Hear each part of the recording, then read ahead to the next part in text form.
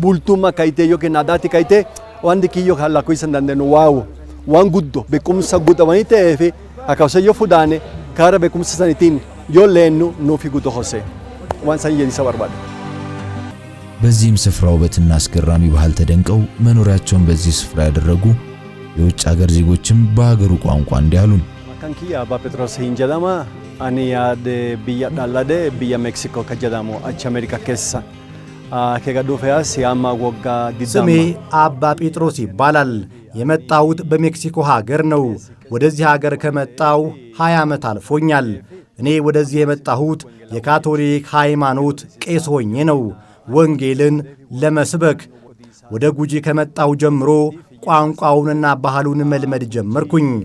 3 ጊዜ የገዳ የስልጣን ሽግግር ስርዓትን ተሳትፌያለሁ። ከበፊት የነበረው ሽግግር ጋር ሳነጻጽረው እዚህ ስርዓት ላይ ብዙ ህዝብ አይሳተፍም ነበረ።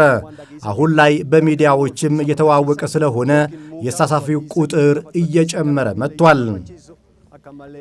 ከዚህ ዝግጅት ላይ ያስተዋልኩት ህግ የሚወጣው ህዝብ በተሰበሰበበት በጉሚ ጉባኤ ላይ ነው። ስልጣን እንዴት እንደሚረከቡና እንደሚያስረክቡ ያሳዩናልም ያስተምሩናልም። የሚገርመው ነገር የሚያስተምሩት ተመሳሳይ ነው። ማለትም ህጎች ምንም ሳይጓደሉና ሳይዛነፉ በቀጥታ ለህዝቡ ይተላለፋሉ።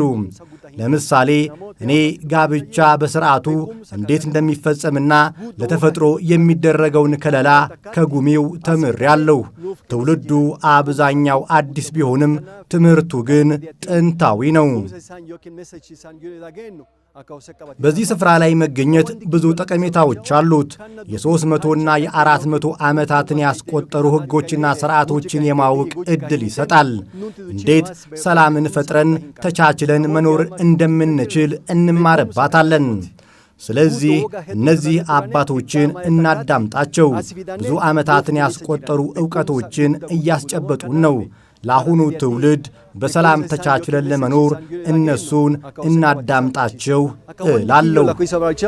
ከነ ዱቢ ካልቸር ካይቴ ዮኪን ቡልቱማ ካይቴ ዮኪን አዳቲ ካይቴ ዋንዲ ኪዮ ካላ ኮይስ እንደነ ዋን ጉዶ በቁምሳ ጉዶ ወኒቴ ኤፊ አካውሰ ዮፉዳኔ ካረ በቁምሳ ሰኒቲን ዮሌኑ ኖፊ ጉዶ ሆሴ ዋን ሳን የዲሳ ባርባደ